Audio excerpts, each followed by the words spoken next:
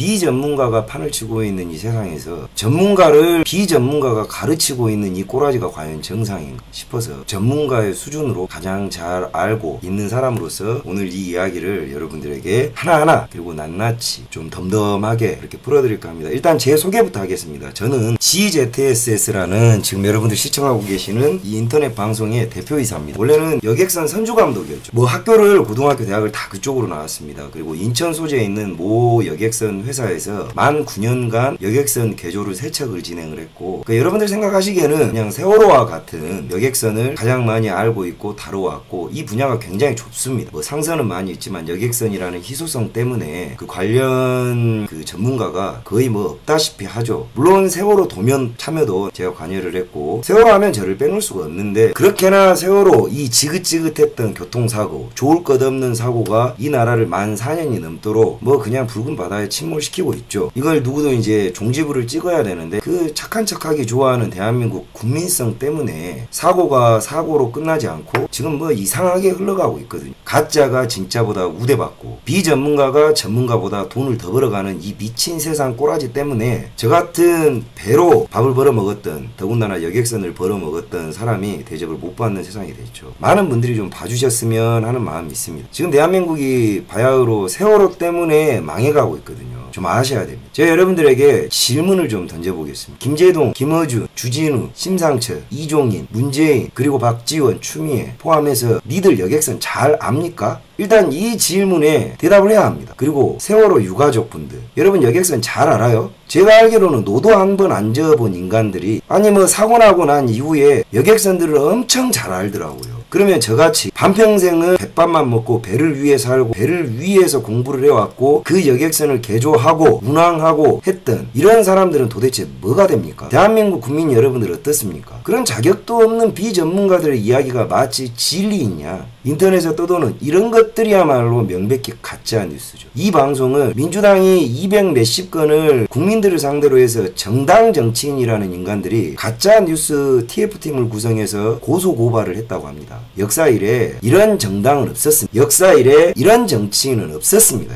여러분들은 뭔가 대단히 착각을 하고 계시는데, 정당 정치인이라는 건, 정치인이라는 것은 국민의 그 어떤 비판 앞에서도 겸허히 그것을 받아들이는 자세가 무엇보다도 중요합니다. 비판이 없는 정치인과 정당인들이 어떻게 국민을 위해서 일을 할 수 있겠습니까? 여러분들은 지금 민주당이 가짜뉴스라는 프레임으로 여러분에게 고소고발을 하고 있는 지금 작금의 실태를, 이것이야말로 명백히 주권 탄압이자 인권 탄압입니다. 근데 여러분들은 알고 계시지를 못해요. 부탁드리건대 민주당 모니터링 요원들은 반드시 저를 가짜뉴스라고 고발해 주시기를 부탁드리겠습니다. 이게 제가 전문가가 전문가 대접을 못 받는 이 세상에서 당신들을 사법 법정 앞에 세울 수 있는 유일한 방법이라고 생각합니다. 그러면 여러분들은 대한민국에서 여객선을 가장 잘 아는 전문가를 상대로 법정에서 무엇이 가짜인지를 다투게 될 겁니다. 반드시 고소를 해주세요. 법정에서 봅시다. 이 세월호 사고, 결론부터 말하면 교통사고입니다. 이게 새로울 게 없습니다. 하루에도 몇십 명, 많게는 몇백 명이, 그리고 세월호 사고 이후에도 어선이 뒤집혀서 사람은 죽어왔고 건물이 무너져서 사람은 죽어왔으면 자동차 사고는 자고 일어나면 일어납니다. 자고 일어나면 그리고 꽃 같은 생명들이 우리가 모르는 사이에 죽어나가고 있어요. 세월호가 이 사고보다 많이 특별한 사고인가? 절대 그렇지 않습니다. 특별할 것이 없는 사고지만 많은 꽃 같은 학생들이 죽었고 그 학생들이 구조가 될 수 있었음에도 안타깝게 죽었기 때문에 그토록 오랜 시간 동안 모든 대한민국 국민들이 한 부모와 같은 마음으로 유가족을 포함 꽃처럼 자라진 그 아이들을 위로했던 겁니다. 거기서 멈췄어요. 대관절 이 사고에 어떤 정치인이 들어올 틈이 있었고 이 300명의 아이들과 일반인들의 소중한 목숨을 가지고 누가 이것을 정당 정쟁화 시켰는지를 여러분들이 알아야 합니다. 우리는 거짓이 판치는 세상에 살고 있어요. 우리를 속이는 자가 누군지를 명백히 알고 지금 현재 세상이 이성과 감성이 대립하고 있는 세상에 여러분들은 살고 있습니다. 착하다고 세상이 나아지지 않습니다. 착한 척 한다고 해서 이 세상이 좋아지지를 않아요. 때로는 잔인해야 할 때도 있고 냉정해야 할 때도 있습니다. 안타깝지만 국익을 위해서 앞으로 나아가야 할 때가 가끔은 있는 겁니다. 그렇지만 우리가 지난 10수년 시간에 걸쳐서 정치 양아치들이 여러분에게 무분별한 착함을 강요해 왔습니다. 여러분들은 분별력 없이 착하면 좋은 것이라고 믿어왔고 착한 게 옳다고 오해하고 계셨어요. 그렇지 않습니다, 여러분. 착하다고 해서 옳은 것이 아니에요. 진실하고 맞아야, 때론 아프고 뼈아파야 그럼에도 불구하고 옳음은 옳은 것입니다. 저는 이 방송을 통해서 세월호 유가족분들이 제 얼굴에 침을 뱉든지 혹여 목에다가 칼을 꼽든지 전혀 상관없습니다. 그렇다면 당신들이야말로 정말 이기적인 인간들임을 스스로가 증명하는 것입니다. 아시겠습니까? 본격적으로 들어가 보겠습니다. 여러분들 이제 세월호 사고는 너무 많이 아세요. 너무 많이 알고 있기 때문에 몇 시에 몇 분에 무슨 일이 일어났다 이거 의미 없죠. 세월호 사고 키워드는 바로 이 불법 개조라는 키워드입니다. 이게 이제 도입 전 세월호입니다. 나미노우에오 2013년에 도입을 해서 2014년 초에 개조를 완료해가지고 도입을 했습니다. 여러분들이 아셔야 될 것이 이 바로 불법 개조라는 키워드입니다. 불법 개조라는 키워드가 이 배를 이렇게 개조를 했다는 거예요. 그러면 불법 개조가 성립이 되려면 이 배를 이렇게 만들기 위해서 법적으로 반드시 승인받는 국가기관 한국성급이겠죠. 한국성급의 권고사항을 그리고 도면 승인을 무시해야 이 불법이라는 것이 성립되는 겁니다. 그렇지 않습니까? 이 배가 여기로 오기까지 과연 모든 국가기관의 가이드라인과 검수기관을 다 무시했냐? 일단 여기서부터 출발을 해야 돼. 제가 좋은 자료를 가지고 왔습니다. 이게 바로 한국성급에서 발행한 여객선 세월호 관련한 2014년 5월 검사보고서입니다. 이건 오해입니다. 보시면 여객실 증설 및 선수램프 제거에 따른 보건성 평가, 제조 후 등록검사, 최대 승선인원, 여객선 증설 이 모든 차량 적재수와 평형수는 보시면 이런 도면을 통해서 이 도면을 제가 참여를 했다는 겁니다. 개조를 뚝딱뚝딱 용접을 하기 전에 이런 도면 검토를 통해서 한국성급에서 시뮬레이션을 통해 가지고 많은 인원이 도면을 봅니다. 오리지널 도면이고 이 이후에 이렇게 될 것이다. 가도면을 내고 가승인을 내고 현장에 내서 완료 도면까지 굉장히 오랜 시간이 걸리죠. 직접 승인했고 아무 문제 없습니다. 즉 여기서 팩트체크, 세월호는 불법 개조가 맞는가? 팩트는 세월호는 적법한 절차에 의해서 개조가 완료된 합법적으로 개조된 배다. 이해하셨죠? 자, 그러면 불법 개조라는 말은 어디에서 만들어졌냐? 기자들이 만들어낸 겁니다. 여러분들은 기레기 천하에서 지금 살고 있는 거예요. 말이 삼권 분립 세상이지 말 그대로 입법, 사법, 행정 아무 필요 없습니다. 고소도 기자가 하고 판결도 기자가 합니다. 심판도 기자가 합니다. 모든 것들은 기자에 의해서 시작되고 기자에 의해서 끝납니다. 이 불법 개조 키워드 또한 기자가 불법이라 하니 이게 불법이 돼버린 겁니다. 그렇지만 그 기자가 여객선을 잘 아냐? 아니 배를 잘 아냐? 노도 안 지어본 놈들이 태반입니다. 배를 몰라요. 배를 모르는데 사고가 났대. 사고가 났으니 기사는 써야 하는데 개조를 했대. 얘들 머릿속에는 그냥 단순히 이겁니다. 아, 배가 개조를 해서 사고 났는데 좋게 적법하게 개조를 했으면 사고 날 리 없잖아. 그러니 불법 개조인가 보다 하고 보도를 내면 그게 불법 개조인 겁니다. 자, 이렇게 불법이 들어갈 틈이 없어요. 그 배는 여객선이 개조가 이루어지기 전까지 뭐 설령이 노후됐다고 하는데 배는 50년도 씁니다. 관리의 문제예요. 중국에서 만든 배 5년 쓰다가 녹슬어버려서 버리는 배가 태반입니다. 그렇지만 일본에서 만드는 배들은 30년짜리도 괜찮아요. 설령의 문제가 아니라는 거죠. 근데 노후선박 불법 개조 하니 국민들 수준에 듣기 좋더라 해서 불법 개조가 된 겁니다.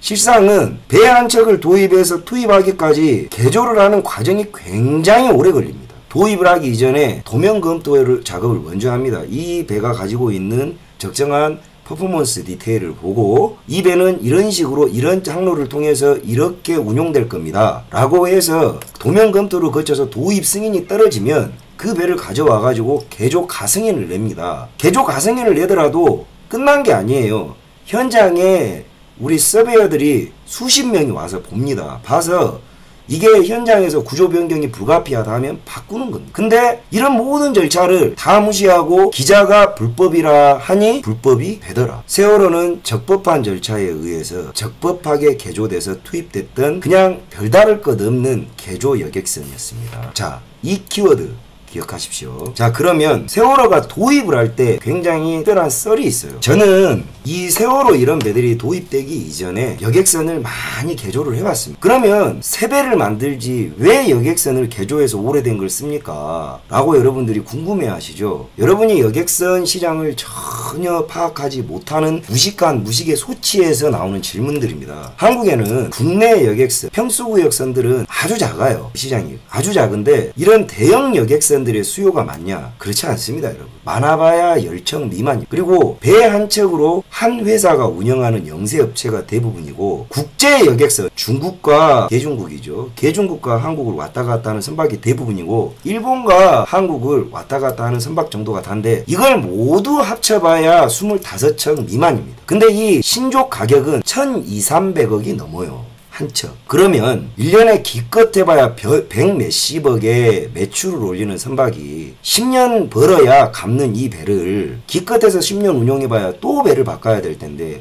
이 채산성상 이게 안 되는 겁니다. 그러다가 그만큼 장사가 잘 되냐? 그렇지 않아요. 그래서 효율을 따지다 보니 당연히 성능 좋은 배들을 일본에서 가져와서 항로에 맞게 개조를 해서 쓰는 것이 이 업계의 상식입니다. 당연히.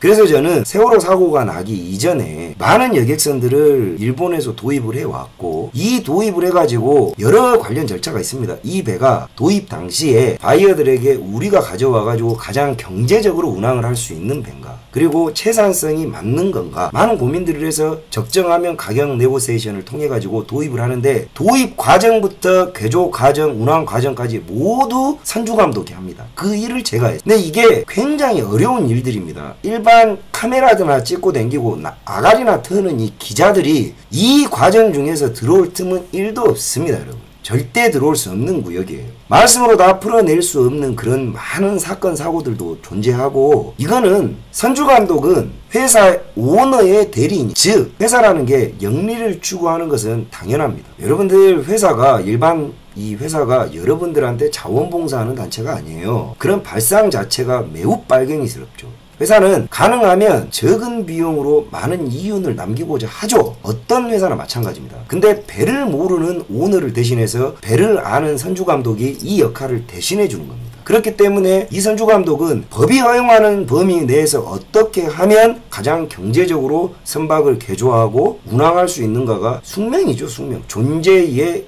이유입니다. 그러니 그런 관점에서 고민하고 삶을 살아온 선주감독들의 인생을 감히 남 뒷담 하나 까기 좋아하고 연예인들 연애질하고 마약하는 거나 파고 다니기 좋아하는 그런 기레기 새끼들이 저의 인생과 견줄 수 있냐는 겁니다. 이 얼마나 시건방진가요. 망치로 대가리를 쪼개버려야 됩니다, 여러분. 주댕이를 쪼사버려야죠. 자, 이 세월호가 도입 과정 중에 저는 제 개인적으로 방송에는 이야기를 안 했지만 저와 연관되어 있던 썰이 굉장히 많습니다. 이게 세월호를 개조를 했던 조선소가 이제는 다 말할 수 있습니다. 목포 소재의 원당 조선소라는 데입니다. CC 조선소, 플로팅 도크인데, 제가 해년마다 제가 담당하던 여객선을 그 도크에서 매 2월 달에 수리를 했습니다. 약 한 20일간 수리를 매번 하는데, 그 도크, 우리 배가 빠지면 세월호가 도입되기 이전에 시스터십인 오하마나오가 항상 거길 도크 입거를 했었어요. 그러니 선주감독 사무실에 제 사무실과 그 구속된 세월호 담당 감독이 맞은편 방에서 매년 만났습니다. 그래서 저한테 도면 검토를 의뢰를 했고 제가 도와줬던 겁니다. 그러니 세월호가 도입되기 이전에도 저한테 많은 의뢰를 했어요. 그 사람도 공교롭게도 암감독이었습니다. 이런 배를 도입을 할 건데 어떻게 생각하느냐 했는데, 이 배를 아까 보여드렸던 바로 이 배입니다. 이 상태의 배를 이제 의뢰를 한 거죠. 이 배를 도입을 한다고 했는데, 이게 지금 보시면 톤에이지가 6,500톤인데 화물이 3,981톤인데 뭐 정원 뭐 이래요. 근데 이거를 국내에 도입해서 이 사람들이 말하는 이런 식으로 개조를 하면 도저히, 제가 생각을 했을 때는 이거는 실제로 있었던 일입니다. 경험이죠. 제가 생각을 했을 때는 이게 절대 선주감독 입장에서는 채산성이 안 나와요. 왜냐? 제주도를 피스톤 보예지를 한단 말입니다. 오하마나오와, 원래 오하마나오가 이틀에 한 번 이렇게 왔던 항로를 청해지운해오니 했는데, 아니 이 채산성 없는, 화물도 많이 못 싣고 하는 이 배가 더더군다나 기름도 많이 먹어요. 유류비가 굉장히 운항 가망성과 경제 운항 소요 이 부분에 여객선은 크게 차지합니다. 그래서 제가 그렇게 이야기를 했어요. 아니 돈도 못 벌 것 같은 배를 왜 무리해서 도입을 하려고 합니까? 라고 했는데 이것도 그때 당시에 여객선 시장을 모르는 사람들은 넘어가는 부분인데 그때 당시 중고선을 도입해서 개조를 해야 되는 여객선 회사 입장에서는 굉장한 딜레마가 존재를 했었습니다. 바로 뭐냐? 쓸만한 여객선이 없었어요, 시장에. 저도 정말 많은 마켓을 찾아봤지만. 그래서 저희도 배를 바꾸고 싶고 라인을 투입하고 싶은데 좋은 배가 없었던 겁니다. 그때 당시에. 아주 크거나 아주 작거나 이랬었단 말입니다. 그때 당시에 청해진 해운에서 이렇게 이야기를 했어요. 아니 지금 배를 구하기가 너무 힘든데 그나마라도 이 배가 있을 때 빨리 도입을 해서 맞게 쓰면 좋은 거 아니냐 이렇게 이야기를 하더라고요. 근데 그 심정이 이해가 안 가, 여러분은 이해를 못 하시겠지만 같은 여객선 선주 감독 입장에서는 이 배가 너무 없기 때문에 제주도에서 인천을 왔다 갔다 하는 이 배가 황금 라인입니다. 그래서 여객선 개체수 없어서 난리 그때 당시에서는 이 여객선 투입하는 게 엄청나게 붐이었습니다. 그러니 배가 있어서 배를 잡는 것만으로도 능력이 있다 할 때예요. 그러니 이 사람들이 말하는 것에 대해서 제가 크게 딴지를 못 걸겠더라고요. 근데 이제 제가 이렇게 물어봤었어요. 그럼 이 배를 시뮬레이션을 해보면 결국 짐을 1000톤 미만 정도로 실어야 된다는 건데 채산성이 나오겠습니까? 라고 했더니 그 담당 감독이 저한테 했던 말이 있어요. 여러분 중요합니다. 나중에 나오겠지만 세월호뿐만 아니라 모든 여객선들은 세월호처럼 운항합니다.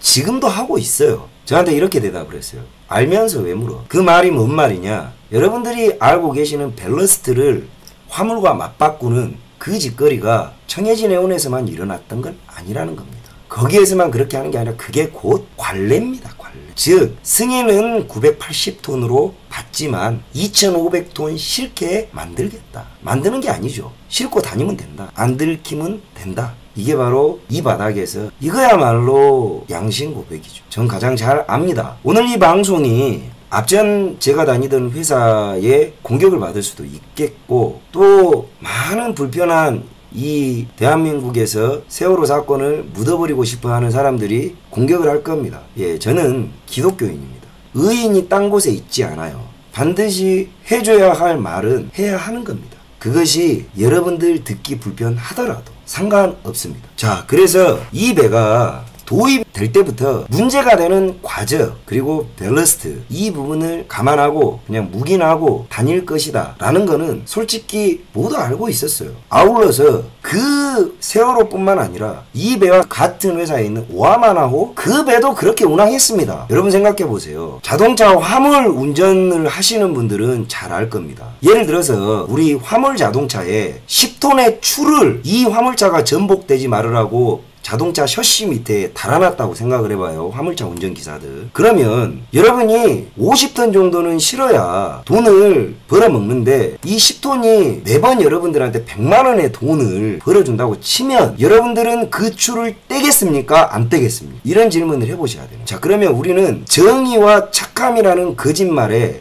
포장이 돼서 나도 그럴 사람이면서 나도 그렇게 할 거면서 마치 벌어진 이후에는 여러분들은 뻔뻔스러워집니다. 사람은 다 그래요. 돈 앞에 그렇게 굴복하는 것이 사실은 아프지만 그렇게 합니다. 우리 좀 솔직해집시다. 만약에 여러분이 처자식이 달린 화물 운전기사인데 난 정말 안전을 위해서 10톤 그거 죽었다 깨어나도 안 뗀다. 매번 돈 100만원을 벌 수 있는데 그렇다면 정말 여러분은 대단하신 분이에요. 전 뗄 것 같아요. 돈 벌어야 돼. 좀 솔직해집시다. 이렇게 해야 이 지긋지긋한 사고로부터 여러분들이 깨어나는 겁니다. 저는 여러분의 얼굴을 알지 못해요. 이제 여러분들은 무엇이 진실인지를 고백하셔야 돼요. 세월호 사고가 똑같습니다. 그 떼지 말아야 될 이 추를 떼버린 데서부터 시작한 겁니다. 자, 그러면 이 사고가 과적이 주요 원인의 하나인데 그렇다면 이 청해진 해운이라는 회사는 대관절 어떤 회사냐? 여러분 청해진 해운 잘 압니까? 여러분은 청해진 해운을 잘 몰라요. 전 잘 압니다. 인천항에서 청해진 해운은 매우 독특한 회사였어요. 사실은 그 인천과 제주도를 여객과 화물을 실어 나를 수 있는 유일한 항로를 가진 회사가 바로 그 회사였습니다. 근데 다른 회사가 그 항로를 욕심을 내지 않았나? 10년간. 그렇지 않죠. 낼만도 하지 않습니까? 근데 유독 그 회사만이 그 라인을 가지고 있었습니다. 그 회사만이. 그리고 이 청해진해운이라는 회사는 인천항 내에서 유명한 갑질 회사였습니다. 해경, 선급, 하물며 국정원, 모든 여객선 터미널에는 국정원 직원들이 상주합니다. 그리고 차후에 나올 기무사까지 상주해요. 근데 우리 같은 경우는 이런 정부기관이 갑입니다. 갑. 왜? 우리를 감사하는, 우리는 피감사자들이고 그들은 감사자들이기 때문에 그들이 절대 갑이에요. 공무원들이. 근데 청해진해운은 달랐습니다. 왜냐? 너무 뭐라 그럴까? 인천항에 있었던 사람들은 다 합니다. 해경이 지적을 할까 봐서 저희는 돈이 들어가기 때문에 PSC, 항만청, 포트 스테이트 컨트롤, 항만통제국입니다. 배검사자들이요. 그들이 출항 정지권을 가지고 있습니다. 이 자들이 지적을 하면 말 그대로 돈이 들어가고 이 운항을 못하기 때문에 이 사람들이 검사를 올라오면 싸바싸바하기 바빠요. 당연히 싸바싸바하기 바쁜데 청해진해운만큼은 소위 말해서 먹가라 마이싱을 합니다. 말 그대로 너그 마음대로 해봐라. 왜? 어차피 윗선에 전화하면 우리는 다 풀려. 이런 식이었던 회사입니다. 저희는 이거 잘못 처리하면 우리 회사 돈을 써야 되고 그렇게 하면 우리 회장한테 제가 작살이 나기 때문에 어떻게 해서든지 지적을 덜 받고 검사를 수검할 목적으로 이걸 하기 위해서 절대 의리되는데 청해진해운은 그렇지 않았어요. 그만큼 잘 나갔던 회사입니다. 국정원 눈치도 안 봤고요. 자, 국정원과 세월호를 잠깐 언급을 안 할 수가 없는데 저는 여러분들 아시겠지만 이 세월호 사고와 가장 가열차게 세월호 사고 기획침몰설 포함 세월호의 박근혜 대통령 인신공양설 그리고 국정원 이걸 가장 많이 보도했던 곳이 바로 SBS의 그것이 알고 싶답니다. 저는 여러분 SBS 그것이 알고 싶다를 3번 인터뷰했어요. 그리고 방송에 나갔습니다. 근데 10초 나갔습니다. 그들이 원하는 대답을 안 해줬기 때문에 저는 그들하고 대화 나눴던 모든 것을 녹취해놨습니다. 가지고 있어요. 그들이 주구장창 주장했던 것이 바로 국정원이 이 배를 소유하고 있고 이 배가 국정원의 소유이기 때문에 기획침몰설이다 이겁니다. 기억나시죠? 양지회라고. 세월호 기획침몰설에 대해서 듣고 싶으십니까? 여러분 저를 가르치려고 들면 안 돼요. 사회생활은 배우겠습니다. 그리고 정치, 이념 배우겠습니다. 여러분은 여객선에서 있어서만큼 저를 가르치려고 들면 안 됩니다. 제가 제 인생을 걸고 여러분들하고 맞짱 뜰 준비가 돼 있어요. 그러니 들으십시오. 아시겠습니까? 저는 국정원과 청해진해운의 관계에 대해서도 오늘부로 제가 정리를 해드리겠습니다. 양지회입니다. 퇴직한 국정원 직원들, 즉 블랙요원과 화이트요원이 있는데 저는 국정원 애들 많이 알아요. 이 블랙요원들은 이름이 없습니다. 근데 그들의 처우를 보장해주기 위해 만든 이 우회가 바로 양지회인데 그러면 청해진해운과 국정원이 엄청 친하냐? 아이러니하게도 이 청해진해운에서 세월호를 도입할 때 끝까지 반대했던 자가 바로 국정원이었습니다. 왠 줄 아세요? 그건 당연히 이유가 있어요. 국정원이 여객선과 무슨 연관이 있습니까? 사실은 국내선에 있어서만큼 국정원은 지분이 없습니다. 국정원은 제가 담당했던 배, 그 배에 저는 국정원 요원들을 태우고 항로 점검, 북한 도감청, 그리고 국경 많이 다녔었습니다. 근데 왜 제주도 배를 국정원이 관리하게 되었는가? 여러분들은 알지 못하는 진실이에요. 사실 중국에서 비행기가 제주도로 직항이 생기면서 그리고 중국 상하이에서 제주도로 오는 크루즈선이 뚫리면서 중국 놈들이 제주도로 오게 된 겁니다. 2012년부터 2011년이군요. 근데 그 중국 놈이라는 새끼들 안에 간첩 새끼들이 섞여 들어오는 겁니다. 즉 옛날에는 인천을 통해 들어오던 간첩 새끼들이 중국으로 넘어가서 제주도를 통해서 인천으로 들어오게 된 겁니다. 그래서 국정원이 그것을 막아야 하는 거예요. 그래서 세월호가 들어오기 이전에 오하마너를 간첩이 실제로 잡혔는데 이 간첩을 침투 루트를 보니 제주도에서 들어온 겁니다. 그래서 거기에 보안 항로 점검을 하게 된 거예요. 국정원이. 국정원 니들 이미 뒤져버렸지만 나한테 상줘야 되는 거 아니냐? 내가 대신 이야기를 해주면 아무리 이빨 빠진 껍데기라도 이런 이야기를 해줘야 합니다. 그래서 이 국정원들 입장으로서는 제주도에서 간첩이 들어오니 공무원들 다 아시잖아요. 일하기가 더 귀찮아진 겁니다. 그래서 이 한 대만으로도 귀찮아 죽겠는데 2대가 생긴다느니 더 열받아서 끝까지 반대했던 게 바로 국정원이었습니다. 아시겠습니까? 자, 그럼 여러분들 기억하시죠? 국정원 보안 점검 리스트라고 여러분들이 그 체크리스트를 보셨을 건데 그 체크리스트를 사무장이 작성한 겁니다. 죽은 사무장이. 그걸 가지고 언론과 이 기레기 새끼들과 문재인 일당들이 이 배가 국정원 소유다라고 주장을 하는 개껌 같은 이야기를 씹으렸는데 여러분은 믿었죠. 자, 그 체크리스트는 국정원이 시빅 거리를 건 거예요. 전 그 자리에 있었습니다. 그러니까 이거 없으니 입에 도입하지 마. 이거 없으니 입에 도입하지 마. 이거였던 거예요. 다른데 해경, 성급 모두 승인을 다 했는데 국정원만큼은 이 배가 도입되지 말길 바랬던 겁니다. 아시겠습니까? 그래서 항로 점검을 하면서 국정원이 이것저것 대도 안 한 것을 다 지적을 해놨던 거예요. 그 중에 하나가 육상에서 이 배를 램프를 바라보는 CCTV가 설치가 되어 있지 않으니 입에 도입하지 마인데, 배를 지적을 하면 선주가 이거를 처리해버리면 되는데 부두를 지적을 해버리니까 이 부두는 항만공사 소유란 말이에요. 그러니 항만공사에서 배째라 해버리니 세월호 사주인 청해진 해운이 난감했던 겁니다. 자기 돈을 준다 해도 항만청이 그리고 항만공사가 그거 안 해요. 그러니 다투다가 오히려 국정원 때문에 예정된 취항일로부터 2달이 늦게 취항됐던 배가 바로 세월호입니다. 아시겠습니까? 이게 세월호가 일어나게 된 일련의 과정의 팩트예요. 근데 여러분들 어떻게 생각하세요? 이제 알고 나니 우리나라 기레기와 김어준과 그리고 문재인 일당들이 얼마나 소름 끼치게 지들 멋대로 소설을 썼는지, 그러면 저한테 이런 질문 하실 겁니다. 넌 이제까지 뭐 했냐? 내 깜빵 갔다 왔습니다. 여러분들 덕택에. 진작 말을 하지. 여러분이 언제 들어줬어요? 이제 유튜브라도 좀 하고 유명해지니까 여러분이 5,000명이나 봐주지 않았습니까? 야, 그래도 어디 국회에다가 보내봤습니다. 여러분 안 들어주더라고요. 그리고 회사를 잘렸습니다. 이게 제가 오늘의 이 방송을 하기까지 걸린 시간이 4년입니다. 반드시 민주당은 저를 가짜뉴스로 고소해 주셔야 됩니다. 자, 이제 사고의 원인으로 들어가겠습니다. 바로 이제 좌초인데 VTS 궤적입니다. 일명 낚싯바늘 턴인데, 자, 여러분들은 이것 또한 전문가의 의견을 전혀 듣지 않습니다. 가만히 설명해 드릴게요. 이걸 가지고 이제 뭐 자로니 지로니 조루니 하는 새끼들이 이야기를 하는데, 자, 이게 세월호 항로 궤적입니다. 이 부분입니다.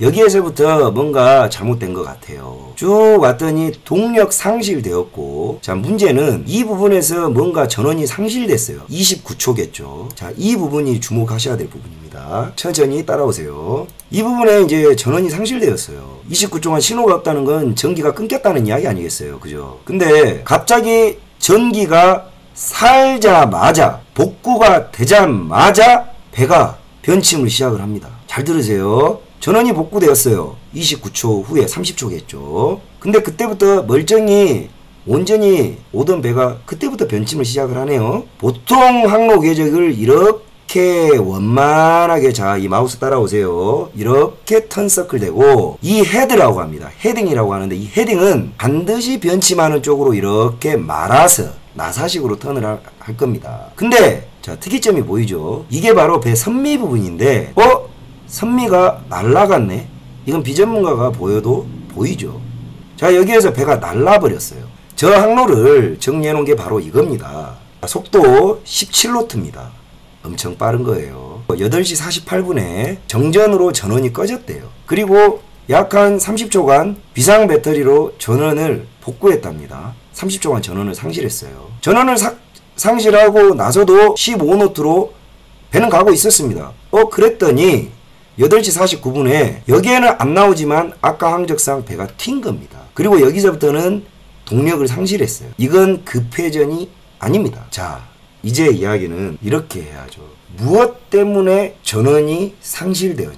이게 이 세월호 사건의 가장 큰 키워드입니다. 배는 맹골수도처럼 협수로를 들어가면 협수로 통항 절차 관리서라는 게 매뉴얼상 존재합니다. 배에서 비상상황 대처 요령을 매뉴얼화 시켜 놓는데, 그 시스템 매뉴얼 SMC라고 합니다. 그 시스템 매뉴얼을 제가 만들어요. 그걸 IASM 코드라는 국제 룰을 바탕으로 해서 모든 표준 매뉴얼화 시키는 것이 업무의 표준화, 시스템화 존재해요. 배는 기계처럼 일을 해야 되기 때문에. 근데 거기에서 비상 상황으로 식별해 놓은 상황들이 15가지 됩니다. 이를테면 화재, 충돌, 퇴선, 협수로, 농무, 안개가 많거나 여러 가지가 있어요. 그 중에 하나가 바로 이 협수로 통항 절차인데, 그러면 이 협수로 상황에서는 평상시도 아니고 반드시 비상 이머전시 포지션으로 다들 가 있어야 되는 거예요. 근데 이준석이는 배 집 방구석에서 자빠에 잤죠. 여기서부터가 에러인데, 그럼 평상시에 저 발전기가 꺼져도 문제가 될 텐데 비상 상황임을 인지하고 있는 상황에서 저 전원이 상실됐다는 건 명백히 저건 누군가가 저것을 조작했을 개연성이 있는 겁니다. 기획 침몰설은 여기에 들어가야 되는 거예요. 아시겠습니까? 누군가가 저 전원을 그때 당시에 당직 사관이 사망사라는 새파란 여자아이인데 이 아이는 비상대응 요령이 전혀 없는 애입니다. 자, 사망사 당직 시간에 조류 역조가 빠른 그리고 대처 능력이 현저히 떨어지는 그 시간에 누군가가 발전기를 껐다. 그럼 당연히 사망사는 당황할 것이고 이 배는 사고가 난다. 이게 성립이 되는 겁니다. 그러면 저 발전기를 전원이 상실했다는 건 블랙아웃은 배에서 발전기가 꺼져야 합니다. 이준석은 방에서 잤어요. 자, 그럼 명백히 VTS 항적상 그 다음에 VDR 로그상 전원이 상실되어 30초간 상실됐다라는 건 명백한 팩트입니다. 그럼 이 전원을 누가 껐냐는 거죠. 그럼 이 전원을 끌 수 있는 사람이 누구냐죠. 당연히 그 시간에는 기관실 당직자가 있습니다. 3등 기관사, 오일러 기관장이겠죠. 자, 이들에게 발전기가 꺼졌냐 껐냐 이 두 가지를 물어야 합니다. 근데 저는 당연스럽게도 기관실에서 이 발전기를 절대 끄지 않았습니다. 그건 뒤에 이야기할 이야기하고 연계가 돼요. 왜냐하면 발전기를 끄면 기관장이 제일 먼저 의심을 받는데 그런 짓을 할 리 없죠. 그럼 기관장이 아닌 누군가가 이 발전기를 끌 수 있는 상황을 만들어야 한다면 자, 발전기가 꺼지는 조건은 정해져 있습니다. 이거죠. 여러분이 달리기를 한 100m를 한 20초에 끊는 속도로 달렸어. 근데 갑자기 여러분 몸에다가 100kg짜리 아령을 툭 던져봐요. 여러분이 달리기를 할 수 있습니까? 그 앞에 주저앉아 버립니다. 이것을 오버로드라고 합니다. 즉 발전기라는 것은 부하를 모멘텀을 두면서 점진적으로 차는데 그 렌지가 있어요. 부하 로드를 차나가는 렌지가 존재합니다. 근데 급격한 서키트 오버로드가 걸리면 브레이크, 그러니까 ACB, 에어 서키트 브레이크라는 게 동력, 발전기가 발생시키는 전기를 선내 전원으로 연결시켜주는 여러분 이 두꺼비집 있죠. 두꺼비집 차단기 같은 게 배에서는 발전실에 기관실 컨트롤룸에 있습니다. 이걸로 병렬도 하고 하는 건데 이 서키트 브레이크가 떨어져 버립니다. 자, 그러면 이 발전기가 감당이 불가능할 정도의 부하라면 배에서 엄청나게 많냐? 글쎄요. 저는 댕방에 이것을 압축할 수 있습니다. 뭐냐? 배에서 고부하 장치라는 건 여러분들이 켜는 형광등요. 코끼리 발바닥의 개미입니다. 코끼리를 잡발 때리려 그러면 코끼리를 죽일 수 있는 5한마 정도의 부하여야 하거든요. 그게 배에서 많지 않아요. 자, 윈드라스. 그 김어준이하고 신상철이가 씹으렸던 앵커 있죠. 앵커를 넣었다 뺐다 하는 그거를 캡스톤 윈드라스라고 합니다. 그 정도 장치. 자, 두 번째 보우 스러스터. 배 앞에 보면 배를 붙일 때 프로펠러가 또 달렸어요. 이걸 전기 모터로 돌리는데 이거 고부하 장치. 보우 스러스터. 그 다음에 선미에 달린 똑같은 윈드라스. 그리고 크레인. 이것 정도가 고부하 장치인데 운항 중엔 얘들을 사용할 일이 없습니다. 없어요. 근데 딱 하나 존재합니다. 바로 스테빌라이저입니다. 이 스테빌라이저가 제가 설명을 드릴게요. 이게 이제 스테빌라이저인데 자, 이게 배입니다. 이 부분이 지금 좌연으로 기울었네요. 스테빌라이저는 무게추가 아닙니다. 날개예요. 날개. 지금 보시는 이게 바로 스테빌라이저입니다. 이 날개인데 자, 기억하십시오. 이 장치는 화물선에는 선주 옵션이기 때문에 굳이 달 이유가 없습니다. 자, 이게 날개인데 왜 배에 날개가 달렸어요? 이러죠. 여객선이기 때문에 이 날개가 달려 있습니다. 그러면 이 여객선에 달린 날개는 무슨 역할을 하나요? 여러분, 배가 화물이 입달린 게 여객선입니다. 화물이 입달린 게 여객선인데 여객선은 파도가 치면 좌우로 흔들면 배멀미를 많이 하고 말 그대로 손해가 커요. 그러니 이 날개를 펴서 롤링 피칭, 배가 꿀렁꿀렁하는 것을 저감할 목적으로 이 장치를 법적으로 강제하지 않습니다. 고급 크루즈 선박, 군함, 기동성이 좋아야 하는, 그리고 급격히 평형을 유지해야 하는 특별한 선박, 그리고 여객선에 선주가 돈을 투자해서 이 장치를 답니다.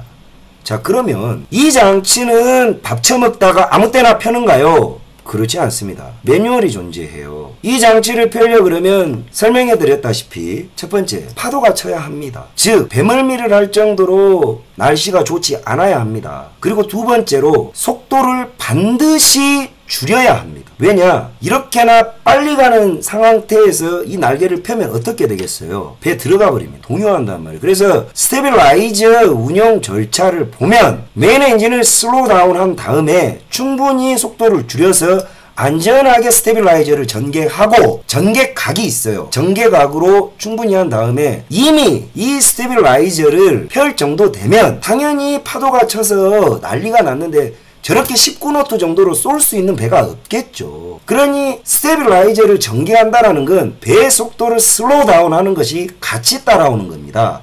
누구도 저렇게 빨리 가는 배에서 스테빌라이저를 펴지 않는단 말입니다. 이걸 그 잘나신 세월호 특조위가 저한테 반박해야 돼요. 이 스테빌라이저는 멀미를 저감시키거나 동요를 저감시키지 않는 목적으로는 펼래야 펴지도 않고 이 스테빌라이저를 펴면 댐방에 무엇이 손해인가? 저항이 늘기 때문에 기름값이 많이 들어서 이거를 이렇게 폈다? 회사에서 그 선장 잘립니다. 기름만 있었다고. 댐방에 어브로그라고 적는데 매항차 사용 기름을 회사에 보고합니다. 근데 회사에서 이 스테빌라이저를 펴고 한 항차 다녀왔는데 기름을 20톤을 더 먹어요. 톤당 얼마입니까? 그러면 왜 기름 더 먹어서 조사가 들어갈 것이고 모르고 스테빌라이저를 폈습니다. 그 항해사 잘립니다. 아시겠습니까? 자, 근데 이게 좀 골 때려요. 이게 지금 여객선에서 보여지는 스테빌라이저. 보시면 이게 이제 여객선입니다. 여객선의 이 스테빌라이저요. 이렇게 펴져요. 보셨죠? 다음, 이게 세월호 사고 당시의 선박 선체 모습입니다. 이게 뭐 같습니까? 이게 뭐 같아요? 이게 세월호 스테빌라이저입니다. 아무도 이 스테빌라이저를 궁금해하지 않습니다. 그 잘난 김어준과 신상철 이 씹새끼들은, 신상철이가 선박 전문가라고요? 그 선장도 못 달고 선장을 달아봐야 그런 새끼들은 전문가 축에도 못 깁니다, 여러분. 페인트 칠이나 하던 선장 새끼들이 뭘 알아요? 이게 이번에 건져 올린 세월호입니다. 이게 뭡니까? 아직 펴져 있는 겁니다. 자, 그럼 이야기를 되돌아가겠습니다. 여러분은 무엇에 속았냐? 이 발전기가 블랙아웃 된 건 19노트예요, 정확히는. 그리고 문제는 거기에 이걸 더해야 됩니다. 우리가 순조와 역조의 차이를 알아야 하는데, 순조는 배가 가는 방향으로 뒤에서 밀어주는 조류입니다.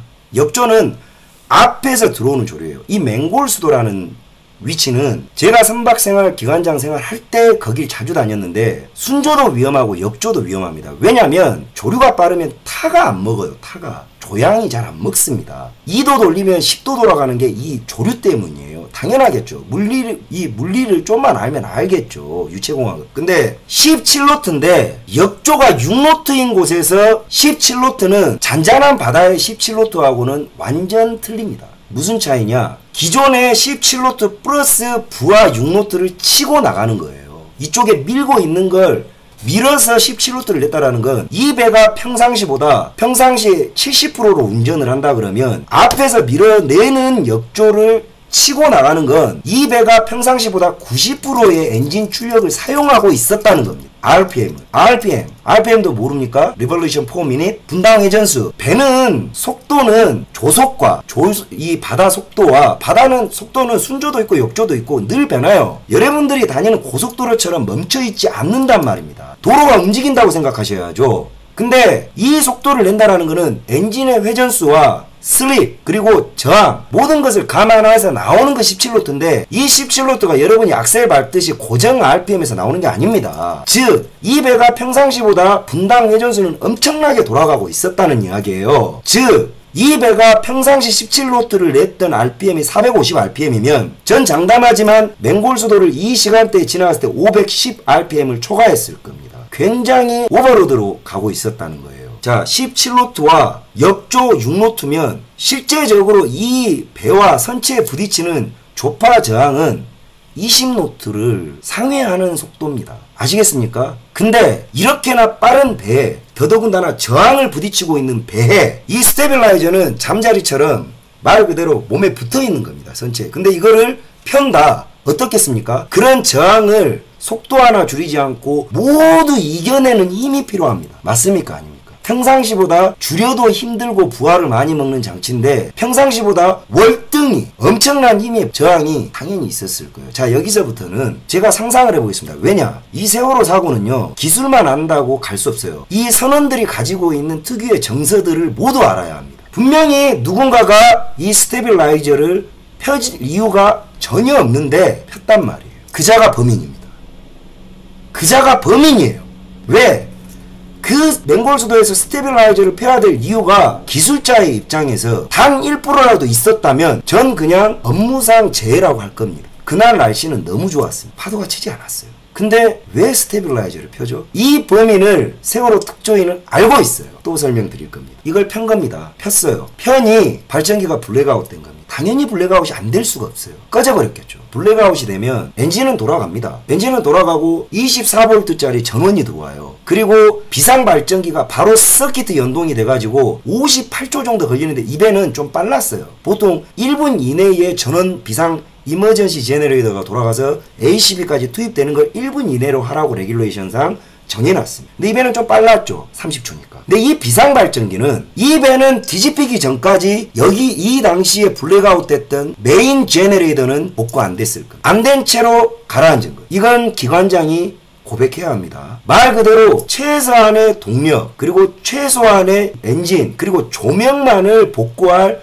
최소한의 전원 복구 장치인 이머전시 제너레이터만 자동적으로 복구된 거예요. 그러면 이 기간의 30초간의 브릿지에 있었던 사망사는 어떻게 됐을 것 같습니까? 이 점 중요합니다. 사람 심리가 개입되는 점. 분명히 멀쩡히 맹골수도를 들어가서 초임 사망사기 때문에 굉장히 그 여자애 지금 빨리 와야 돼요. 얘 석방됐어요. 너 고백해야 된다. 너 이 여자애 지금 석방됐습니다. 내가 얘를 찾을 거예요. 아시겠습니까? 좌고 우고 없어요. 정신들 차리셔야 돼. 여러분이 긴장한 사망사 여자아이였다고 생각해봐요.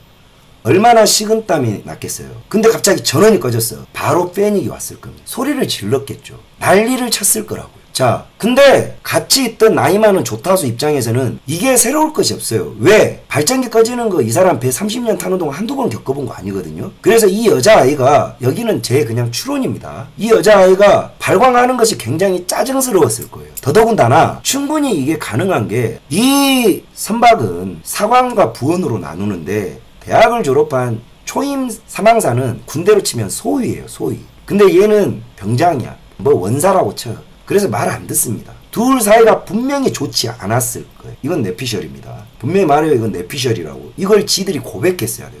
이 둘 사이는 좋지 않았을 겁니다. 근데 블랙아웃이 되고자 여자애가 소리를 지르고 난리가 났을 거예요. 근데 조타수 입장에서는 새로울 것이 없어. 시큰둥했고 왜 지랄하는 거야? 이 정도였을 거란 말이죠. 근데 스테빌라이저가 펴지면서 이게 중요해요. 얼만큼 펴지고 발전기가 꺼졌냐. 이 지점을 찾아야 합니다. 가르쳐 드릴까요? 이걸 다 놓치고 있어요. 스테빌라이저는 다 폈어요. 보여주고 있지 않습니까? 왜? 비상발전기의 전원으로는 스테빌라이저를 펼 수 없습니다. 그러면 기동하다가 펴졌다면 저 180도가 되지 않아요. 펴진 기동 한 채로 저 배는 가라앉아 있어야 됐습니다. 다 폈어요. 자, 그러면 뭐 때문에 꺼졌지? 다 폈는데 너무 이걸 잘 안다는 거예요. 명백히 기획사고입니다. 즉, 여러분은 스테빌라이저가 각도 조절이 가능합니다. 즉, 배가 진행되는 방향으로 가장 부하를 덜 먹는 각도로 스테빌라이저를 전개하고 각도를 변형시켜버렸다면 두 가지 조건을 만족시킬 수 있어요. 하나는 블랙아웃을 만들어냄과 동시에 이것까지 가능합니다. 바로 이 낚싯바늘 턴, 이 부분입니다. 이 부분. 선미를 날려버린 거예요. 이 각도는 조타기로 도저히 만들어낼 수 없는 각도입니다. 어떻게 만들어내죠? 전국에 계시는 화물선 선장님들, 이 배가 이렇게 원만히가 아니라 이 선미가 이 각도에서 날아가 버렸습니다. 그냥 사실은 여기에서 이 정도의 각도로 거의 90도 이상을 날아갔어요. 선미가. 제가 행동으로 보여드릴게요. 이게 적절할지는 모르겠습니다만은 이게 배라고 칩시다. 이게 배라고 쳐요. 이게 배죠. 자, 이렇게 빠르게 가고 있어요, 여러분들. 가고 있는데 물살은 이렇게 있는데 여기에 이제 날개가 펴졌잖아요. 이게 선미 방향이 있지 않습니까? 근데 이 배 각도, 날개 각도가 이렇게 되면 어떻게 되겠어요? 앞으로 가서 이렇게 뜹니다. 선미가 떠요. 이 선미가 뜬다고요. 그러면 배 헤딩은 고정된 채로 스테빌라이저가 양쪽에서 키를 먹이면 어떻게 되겠어요? 배가 이렇게 있다가 키를 먹이면 돌라고 하면서 이렇게 기울겠죠. 이렇게 기운단 말, 이렇게 기울어요. 이렇게 배가 이렇게 되기 때문에 여기서 이제 이렇게 되면 여기에 대방경사 뭐 어쩌고저쩌고 하지만 이 선미 자체는 여기에 헤드에 마주오는 부하를 먹기 때문에 머리는 빨리 돌아가고 선미 푸푸는 위로 향하려고 이 스테빌라이저가 쏘기 때문에 어떻게 돼요? 헤딩은 박히고 선미는 들어 올려지고 튕겨버리는 겁니다. 이렇게. 이해가 가십니까? 이게 어려워요? 이건 시뮬레이션으로 100% 증명이 가능해요. 즉 자동차를 앞브레이크를 잡아놓고 후륜을 돌리는 역할하고 똑같은 겁니다. 그래서 이 낚싯바늘 턴이 가능한 거예요. 이걸 갖고 김어준이가 엔카를 꼽았네 어쩌네 지랄을 하는데 엔카는요, 엔카로 배를 침몰시킬 정도 되려 엔카 그냥 끊어져요. 이 콧구멍 파는 거하고 똑같아요. 저 미친 새끼들 자로니 뭐니. 여기가 그래서 날아간 겁니다. 다시 한번 설명드릴게요. 자, 이렇게 갑니다. 분명히 말씀드렸어요. 역조입니다. 이렇게 오고 있고 이 배는 미친듯이 밀어요. 자, 여기에서 이렇게 미는데 배 키를 평상시처럼 5도를 썼는데 어떻습니까? 5도를 썼는데 미는 힘이 많으니 스테빌라이저는 펴진 채로 스테빌라이저 각도가 틀어져 있었다면 여기는 이 선수 헤드를 누르고 이렇게 틀면 여기에 대방 경사가 생기기 때문에 여기는 짓눌러지는 힘이고 여기는 빨리 올라가라는 힘 때문에 선미는 들리고 이렇게 튕깁니다. 자, 이것도 이해가 안 되면 그냥 가서 문재인 펜칼러 보시고요. 우리 아들도 이해한 겁니다. 자동차 좋아하시는 분들은 앞 브레이크를 밟아놓고 후륜으로 이빠이 엑셀 밟은 거하고 똑같은 겁니다. 자, 그렇게 했더니 배가 이제 2차적으로 이렇게 해서 이 낚싯바늘 변침 과정은 충분히 누군가가 기획이 가능하겠어요? 안 가능해요? 누가 스테빌라이저를 폈냐? 일항사입니다. 전 100% 일항사예요. 그건 아무나 못합니다. 그 인간이 사주를 받은 자라면 그건 기획 침몰이에요. 그 인간이 정말 업무상으로 이 짓을 할 이유가 1도 없어요. 그럼 이거를 예를 들어서 단순히 3등 항해사가 이 스테빌라이저를 폈다? 그러면 3등 항해사의 업무상 실수냐? 난 3등 항해사가 폈다는 것도 못 믿겠지만 그렇다고 해서 이 스테빌라이저가 이 좌초, 아직 전복 아닙니다. 좌초의 원인을 비켜갈 순 없는 겁니다. 세월호 유가족들은 보고 싶은 거를 보지 마세요. 애들이 죽었잖아요. 여러분 추리 같습니까? 전혀 그렇지 않아요. 제가 10년 동안 이 바닥에서 밥 처먹고 했던 일이 바로 이 일입니다. 자, 그렇다면 좌초는 왜 됐는가? 그럼에도 불구하고 이 배가 사실은 이 난리를 치더라도 절대 넘어갈 수는 없었어요. 여기 불행이 하나 또 있어요. 짐을 안 묶었네. 짐을 묶어야 되는데 넘어가니 안 묶은 짐들이 쏠려서 자빠졌네. 그거는 화물 고박하는 회사가 문제인데 사실은 모든 여객선들이 왔다 갔다 피스톤 보이지를 하면 그렇게들 해온 것까지 이해를 해요. 아, 근데 웃기네? 뭐가 웃기냐? 이 화물 담당자도 1등 항해사입니다. 우연치고는 정말 우습지 않습니까? 자, 이런 배가 날랐는데 짐을 안 묶어서 짐이 한쪽에 쏠렸습니다. 화물 담당자는 누굽니까? 1항사입니다. 그러네. 좋습니다. 그렇게 해서 여러분들이 아시다시피 배가 이렇게 넘어갔어요. 여기까지를 좌초라고 합니다. 그러면 모든 배들이 이런 상황처럼 좌초가 되면 사람이 죽느냐? 아니죠. 그렇지 않습니다. 그냥 이 상태에서 빠르게 애들을 군안 구조해버리면 돼요. 근데 정말 해경이 이 부분에 대해서 여러분들이 이해를 못하실 부분이 좀 있습니다.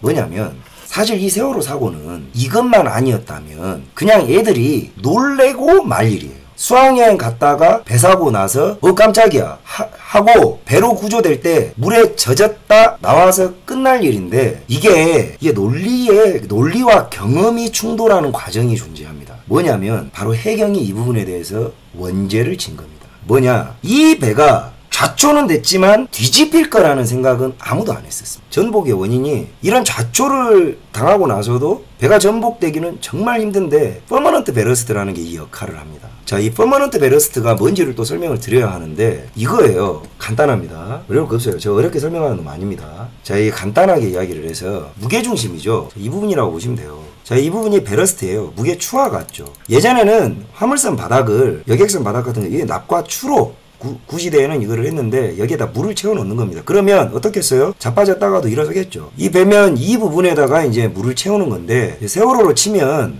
이 구역이 이제 베러스트 구역이에요. 이 구역이 보이시죠? 이 구역에 이제 한두 군데의 탱크를 물을 가득 채워놓고 그 물을 그냥 고정 평형수로 사용을 하는 겁니다. 여객선의 경우에는 이거는 그냥 안 푸게끔 하는 거죠. 그렇게 되면 이 배는 절대 뒤집히지 않아야 합니다. 무슨 말인지 아시겠죠? 않아야 하는데 아까 말했던 저 물을 빼고 짐을 더 실은 겁니다. 1500톤을. 아까 말했던 10톤을 과연 떼겠습니까? 안 떼겠습니까? 이 질문이 저기에 나오는 거예요. 그걸 푼 거죠. 누가? 돈 때문에.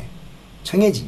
자, 그러면 여기에서 구조에 딜레마가 생겨요. 즉, 여러분은 해경의 입장을 이렇게 이해해야 합니다. 그리고 그 세월호 선원들의 입장을 이렇게 이해해야 돼요. 자, 여러분이라면 이런 질문을 던져야죠. 자, 전문가가 아니고 이것을 반드시 침몰시킬 목적이 없는 자라면 그 당시에 아이들과 승객을 조류가 6노트인 차가운 4월달이면 춥습니다. 바다에 던지는 것이 구조 프로세스상 옳은가? 아니면 그냥 배에서 퇴선 명령을 대기시키는 것이 옳은가? 이 두 가지의 딜레마에 빠지게 돼요. 당연히 사무장을 포함한 적어도 해경은 이 배는 뒤집히지 않을 것이다라는 확신이 있었어요. 특히 죽은 사무장은 전문가가 아니기 때문에 딜레마가에 아마 확신이 있었을 겁니다. 자, 구명정이 있다고 하는데 세월호는 라이프보트가 없습니다. 국내선에는 국제선과 국내선을 가르는 게 바로 이 라이프보트예요. 국내선은 이 라이프보트 장착이 면제됩니다. 그래서 떼버려요. 여러분들이 보신 거는 라이프 레프트라는 겁니다. 구명팽창이에요. 구명팽창, 구명뗏목입니다. 이게 무슨 뭐 페인트 칠과 정비를 안 해가지고 안 펴졌다고 하는데 그 각도에 두고도 잘 안 펴지고요. 뒤질 거 알았다면 선원들이 본인 그리고 아이들이 희생당할 것을 알았다면 여러분이 죽겠는데 그것을 적극적으로 안 펴겠습니까? 이 말은 유가족들이 듣고 싶다고 해서 누군가가 그걸 명령한 게 아니에요. 바로 이 딜레마에 빠진 겁니다. 승객을 배에 두고 구조를 하는 것이 이익인가? 아니면 바다에 던져서 조류가 빠른데 쓸려가서 건지는 게 이득인가? 이건 철저히 현장 판단에 맡기는 거예요. 해경 또한 그래서 이 부분에 대해서 모든 구조 프로세스 우선 결정권자가 이준석한테 있는 겁니다. 그거는 청와대 대통령이 할 수 있는 게 아니에요. 이 미쳐 돌아가는 미친 새끼들아. 선장이 하는 겁니다. 근데 이준석이가 그랬죠. 패닉 온 거예요. 빤스 입고 나온 새끼예요. 그 새끼는 사형해야 됩니다. 개새끼죠. 저는 정말 아쉬운 게 아이들을 마스트에다 다 올렸어야 돼요. 그런 딜레마가 있다면 저는 제 담당 배들은 그렇게 훈련을 시켜요. 어떠한 상황에서도 승객들이 바다에 빠지는 건 최악의 선택인 줄만 아세요. 여러분들은. 관리하는 입장에서. 왜냐? 바다에 빠지면 많이 죽어요. 여러분. 바다에 빠지면 죽는다니까요. 조류가 많으면 못 건져요. 다 건질 수 있을 것 같아요. 그래서 최대한 퇴선은 마지막에 하는 겁니다. 저라면 애들을 무조건 라이프 자켓을 입혀서 마스트로 올립니다.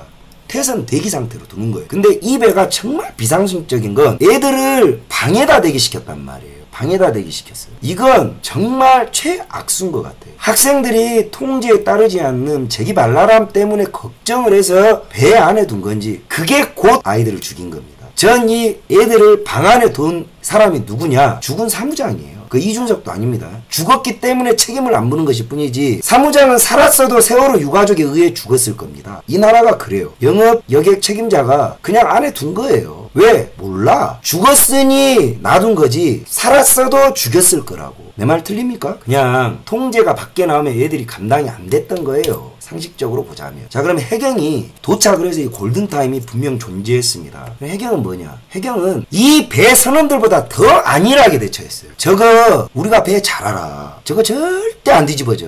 야, 해경청장부터 그 간부 새끼들 1, 2, 3, 5 그 해경만 존나 불쌍합니다. 해경 대가리들한테 현장 상황을 정해도 이것만 물었을 거예요. 무전기록 다 따야 돼. 다 따야 됩니다. 이랬을 거라고. 야, 배 뒤집히냐 안 뒤집히냐? 이렇게 물었을 거라고. 아니 뭐 배는 안 뒤집히죠. 근데 애들이 많습니다. 이렇게 했을 거예요. 아, 배 안 뒤집히면은 빨리빨리 애기들 모아갖고 싹 다 건져. 구조에. 그 순간에도 해경의 지도부들은 1, 2, 3정 정장만 의인입니다.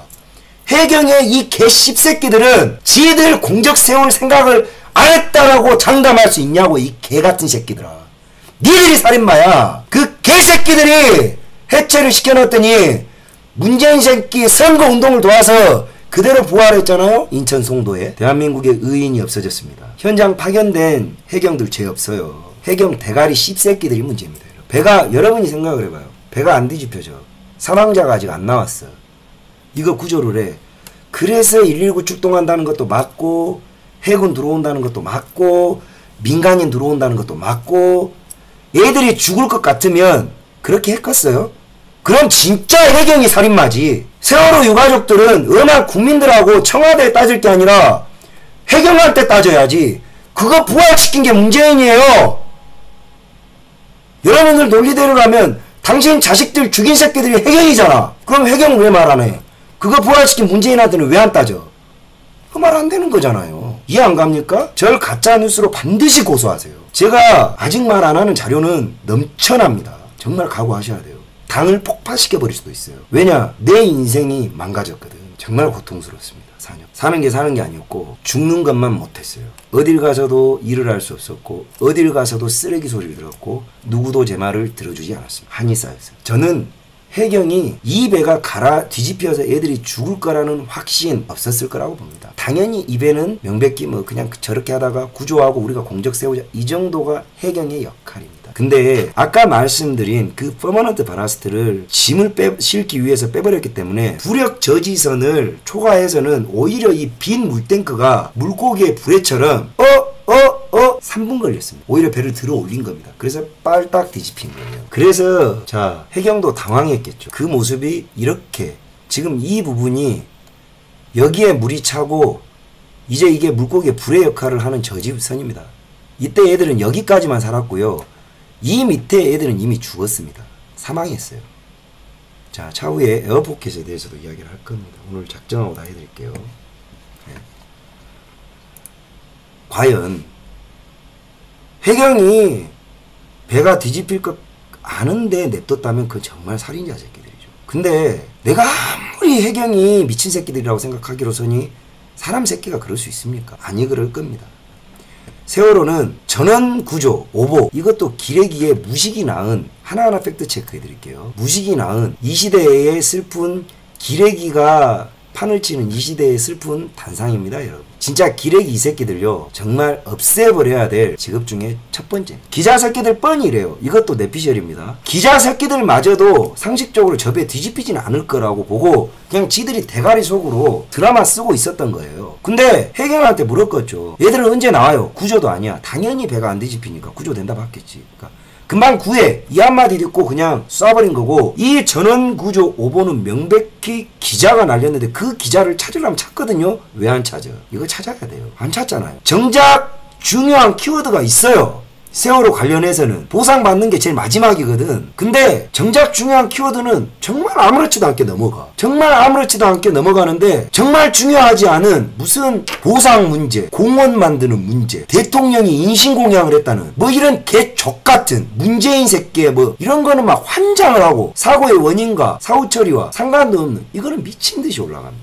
자, 구조는 명백히 해경의 책임입니다. 그리고 1항사, 3등항해사, 조타수가 거짓말을 하고 있어요. 하물며 감독까지. 그러면 여러분들은 이 사고를 우리가 알 수 있는가? 알아내지 못할 겁니다. 이거요. 저는 이미 이 업계에서 이해관계가 끝났어요. 그래 전 이걸 할 수 있거든요. 여러분 세월호 특조위 여러분 세금만 낭비합니다. 제대로 알아낼 수 있는 거 단 하나도 없어요. 정권 바뀌면 원인은 또 바뀝니다. 이걸 알려면 이 애들이 왜 거짓말을 해야 되는지에 대해서 이해를 하셔야 되는데 여러분 1항사가 지가 스테빌라이저 폈다 고백하면 과실치사 살인자 됩니다. 형량 늘어나요. 3항사가 지가 폈다고 하면 과실치사 스테빌라이저. 이 사건은 선원들이 복합적으로 누구의 사주를 받았든 아니면 실수를 했든 누가 이 사고에 대해서 진실을 이야기하더라도 형량이 늘어나는 구조가 되어 있습니다. 그러니 이 애들한테는 정말 이 애들이 빠져나가지 못하는 논리에 덫을 쳐놓고 이 자들의 직업적 특성과 심리를 잘 아는 자가 심리해야 합니다. 신문해야 합니다. 근데 금세 새끼가 이걸 할 수 있습니까? 기레기 새끼가 이걸 할 수 있습니까? 누가 이것을 할 수 있죠?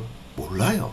노도 안 주워본 새끼들. 자, 3항사는 석방됐습니다. 1항사도 조만간 나와요. 이준석이만 존나 오래 살죠. 세월호 유가족들은 진실을 알고 싶지 않아 하는 것 같아요. 듣고 싶고 원하는 원인이 나올 때까지 세금을 써제끼죠. 과연 하늘의 별이 된 아이들이 부모님들이 그런 행동을 하는 것을 기뻐할까요? 묻지 않을 수 없습니다. 정말 묻지 않을 수. 그럼 이렇게 물으실 거예요. 저도 자식이 있어요. 네 자식이 죽으면 너는 어떻게 할 건데? 전 당신들과 달리 행동할 겁니다. 약속드릴게요. 저는 그럴 일이 없어야 되겠지만 저한테 그런 일이 닥치면 남은 아이들이 여러분들이 말했던 것처럼 안전한 세상에서 살기 위해서 재발 방지 대책 수립을 위해서 저는 정쟁에 휩싸이지 않겠습니다. 쓸데없는 쓰레기 고철덩어리 100원 지는데 국민 돈 1조 안 쓰겠습니다. 그 돈을 가지고 지금 현재에도 운항되는 또 다른 세월호를 막아내는데, 그리고 길거리의 세월호, 그리고 독거노인들이 겪고 있는 세월호를 알고 찾고 고쳐나가는데 사용하겠습니다. 그게 하늘의 별이 된 아이들이 정말 원하는 거지 않겠어요? 이 사고의 딜레마가 바로 여기에 있습니다. 사고는 일어났어요. 아이들이 죽었습니다. 끔찍하죠. 근데 사고를 낸 자들은 다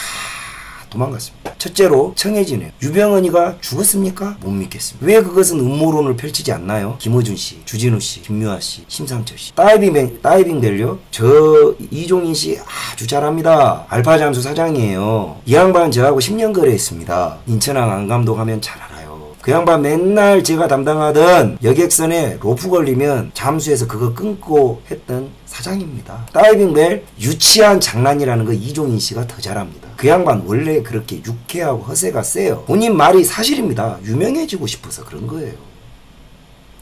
어디라고. 손석기는 혀 깨물고 자결해야 됩니다. 모든 국론 분열의 중심엔 손석기가 있었어요. 국민이 진실이 알고자 국민이 진실을 알아가는 과정을 무조건 방해하는 자, 그 자야말로 손석기죠. 자, 이제 와서 생각을 해보면 무엇이 바뀌었죠? 뭐가 바뀌었습니까? 안전한 세상 왔습니까?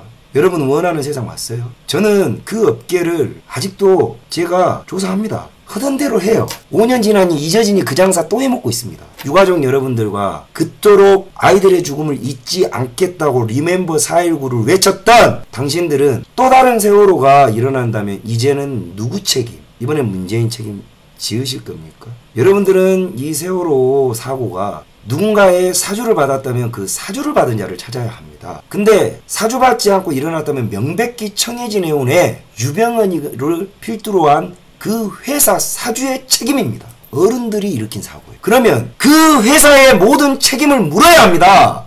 유병언 자식 새끼들 아직도 고급 승용차 타고 다닙니다. 왜 관심 없죠? 당신들 자식을 죽인 새끼들이에요. 왜 엄한 사람한테 책임을 묻습니까? 양심은 어디 던져놨어요? 유명한 자식 새끼들을 가서 죽이기라도 해야죠. 그게 정답 아닙니까? 근데 이 사회가 정작 죽인 새끼들이 명백히 존재하는데 그 새끼들을 보지 말라고 합니다. 유가족 여러분, 국민 여러분, 이상하지 않습니까? 세월호 사고 누가 일으켰습니까? 박근혜 대통령입니까? 뭐 때문에요? 이 사고 나서 탄핵당했어요. 당신들 같으면 이런 사고 나서 정치적 부담이 날 게 뻔한 대통령이 이 사고를 일으켜야 될 이유를 단 한 가지라도 저한테 보내주세요. 검토해보겠습니다. 사주를 했다면 아이들을 죽여서 이득을 보는 자들이어야만 합니다. 사주를 했다면 이 사고가 나서 면책을 받고 기회를 얻을 수 있는 자여야만 합니다. 이것이 어렵습니까, 여러분? 왜 속고 계십니까? 왜 역겨운 정치 양아치들에게 농락당하고 계십니까? 자, 그러면 보여드리겠습니다. 이 사고의 명백한 범인은 저는 문재인이라고 봅니다. 진범이에요. 사고를 일으킨 자는 이자가 아니라도 지금 우리가 역겨워하는 이 세월호 사고의 진범은 문재인입니다. 증거가 있습니다. 이게 바야흐로 파산 관제인입니다. 유상라, 유혁기, 유섬라는 유병언의 승계인, 즉 유산 상속자들이고 이 파산과 관련해서 파산 관제인은 문재인이었습니다. 파산 관제인이라는 것은 면책의 특권도 주고 말 그대로 빚 잘 받아내라 책임을 줬는데 웬걸 문재인이가 안 하네. 문재인이가 돈을 받아야 되는데 문재인이가 돈 받을 생각이 없어서 못 받았습니다. 문재인 씨한테 물어야죠. 문재인, 당신 정말 유병언 몰랐어? 근데 어떻게 파산관제인이 돼? 근데 파산관제인이 돼서 왜 유병언의 빚을 안 걷었지? 그리고 왜 면책시켜준 거야? 근데 문재인은 단 한 번도 유병언을 모른다 그랬어요. 자, 그럼 돌아가겠습니다. 누가 세월호 사고를 유병언의 책임으로부터 감추어야 하는가? 박근혜 대통령이겠어요? 문재인이겠어요? 어렵습니까? 문재인의 대통령 이전 990평짜리 양산 자택도 이전 소유주가 누구였더라? 유병언이었습니다. 그러면 세월호가 가라앉아서 청해진으로 책임이 쏠리면 당연히 어떤 전 관계 로비 커넥션은 불거질 것이고 이것을 반드시 막아야 하는 사람은 박근혜 대통령입니까? 문재인입니까? 박근혜 대통령은 세월호를 가라앉혀서 탄핵당했습니다. 병신입니까? 이런 짓을 하게? 질문을 드리지 않을 수가 없네요. 가짜 뉴스입니까? 법이 가짜겠죠. 그러면 여러분들. 판결문이 가짜입니까? 존재하는 겁니다. 문재인 파산 관제인 쳐보십시오. 네. 그래서 당연스럽게 여러분들은 속고 계셨던 겁니다. 여러분은 아직까지 공범까지는 아니죠. 부역자일 뿐이지. 왜 고맙겠습니까? 나의 새빨간 연기에 속아줘서 고맙고 나를 대통령 만들어줘서 고맙다. 고맙지 않겠어요? 자, 그러면 세월호가 사고가 나서 가장 이득 본 자는 누굽니까? 박근혜입니까? 문재인입니까? 이 고맙다는 말이 우연일까요? 아니면 정말 진심일까요? 전 진심 같습니다. 문재인이 태어나 처음으로 진심을 말한 게 바로 이거라고 생각합니다. 여러분들은 무엇에 속고 계십니까? 여러분은 무엇에 속고 계시죠? 이러면서 여러분들이 깨어있는 지성인이요. 깨어있는 어떤 착한 사람이요. 양심적이며 무슨 깨시민 같습니까? 남의 죽음에 슬퍼하는 것은 뭐 인간으로서는 당연합니다. 여러분은 이런 거짓말쟁이들의 이 땅에서 국민들을 우롱하는데 부역하셨습니다. 공범이세요. 여러분이 속아서 문재인과 이 거짓말쟁이들을 대통령으로 만들었습니다. 책임이 있는 겁니다. 그놈의 착한 병 때문에 나라가 씹창나버렸어요. 죄 없는 대통령은 세월호 한 척으로 탄핵됐습니다. 문재인이 300명 아이들의 죽음을 슬퍼했겠습니까? 박근혜 대통령이 300명의 아이들의 죽음을 슬퍼했겠습니까? 세월호 유가족 여러분 아셔야죠. 여러분들은 부역하셨어요. 오늘 방송을 보시고 단 한 명이라도 후회를 하거나 미안하고 여러분들이 깨닫는 마음의 소리와 울림이 있다면 반성하십시오. 진실이 아픕니다. 진실이 아프고 여러분들을 발전시키지 못해요. 여러분은 늘 의식적 감성의 노예로 살아가신 겁니다. 여러분은 자존감이 있다 착각할지 모르겠지만 여러분들이야말로 감성의 노예, 이런 놈들에 의해서. 저는 어쩌다가 이 나라가 이런 정치 양아치들의 손에 이렇게 상식이 없는 세상이 됐는지 모르겠습니다. 이런 자들이 정말 훌륭한 군인을 죽였습니다. 바로 이재수 사령관님이신데 이분에게 세월호 사고 당시에 민간인을 사찰했다는 거예요. 여러분, 기무사는요 사찰이 아니라 당연히 이런 국가 재난 상태에서는 유가족이 따라 죽으면 어떻게 합니까? 유가족을 누가 해하면 어떻게 합니까? 기무사는 당연히 군인으로서 명령에 충실하게 오히려 세월호 유가족들을 보호할 목적으로 했습니다. 근데 윤석열을 포함한 문재인 일당들은 이 이재수 사령관님을 이건 명백한 살인입니다. 자, 이제 와서는 여러분들이 알으셔야 되는 게 이 자들은 세월호를 살인의 도구로 쓰고 있어요. 즉 무엇이든지 세월호와 관련해가지고 자기들의 정적 제거를 하기 위해서 그냥 사찰이라 하니 사찰이 된 겁니다. 죽었어요. 이제 저도 세월호와 관련자니 적폐다 해서 죽이면 죽인 겁니다. 그러면 이제 와서는 세월호 유가족 포함 세월호 패거리들이 이 불안당이 된 거예요. 누구든 당신들 마음에 안 들면 세월호 마패를 들이대면 죽여야 합니까? 아이들은 사고로 죽었지만 당신들은 살인을 저지르고 있는 겁니다. 이게 뭡니까? 이게 뭐하는 짓거리예요? 여러분은 안녕하실 것 같습니까? 이런 새끼들에게 절대 안녕하지 않아요. 저는 이 똑같은 잣대가 왜 지금 명백히 문재인 정부에 민간인 사찰을 했다고 하거든요. 감찰과 사찰, 경계가 분명히 존재합니다. 이 개같은 새끼들은 여러분 감찰과 사찰이 틀려요. 적절한 예를 들어드렸는데 여러분이 청와대 감찰 이 사람이 길거리 돌아다니다가 민심을 듣고 취합을 해서 보고를 하면 그건 그냥 감찰이에요. 사찰은 특정인을 두고 타겟을 집어서 특정 사안에 대해 목표를 가지고 수사를 하면 이를테면 저를 두고 뒷조사를 해도 그거는 민간인 사찰입니다. 본인들에게 반대를 한다고 해서 뒷조사를 하는 건 불법이에요. 근데 이 친구들은 아무렇지도 않게 이 불분명한 경계를 본인들에게는 이런 유전자가 없다는 괴랄스러운 농담으로 넘어갑니다. 자, 여러분, 그럼 여러분들은 어떻게 장담할 겁니까? 이 자들의 여러분들을 사찰하지 않고 지켜보지 않고 언젠가 여러분들에게 유죄의 덫을 씌울 거라는 것을 어떻게 장담하죠? 장담하실 수 있으세요? 저는 적어도 문재인이 대통령이 된 이후에 근 2년간 국정 운영은 안 하고 두 가지에 매몰됐다고 생각합니다. 하나는 북한 발악이, 그리고 하나가 무분별한 민간인 정보 취합인데 이게 목표가 있습니다. 지금 문재인 무슨 짓을 하죠? 나라를 김정은에게 넘기고 있어요. 이건 명백합니다. 눈을 뜨십시오. 그러려면 가장 중요한 게 바로 이 대한민국 땅 안에 친 김정은 인사와 반 김정은 인사를 가려서 나중에 죽일 자들을 색출해야 되고 분류해야 될 거 아닙니까? 그러기 위해서 무분별한 사찰은 광범위하게 당연히 이루어졌을 겁니다. 이걸 캐물어야 합니다. 자, 세월호로 만들어진 정권입니다. 근데 세월호로 사람을 죽이고 있어요. 근데 본인들이 한 짓만큼은 세월호를 빼버립니다. 세월호로 만들어진 정권이기 때문에 세월호로 만들어진 잣대를 그대로 갖다 대야 합니다. 그런 유전자가 있어요. 문재인 정권의 유전자는 세월호 유전자입니다. 근데 왜 너만 피하니? 미친 새끼야.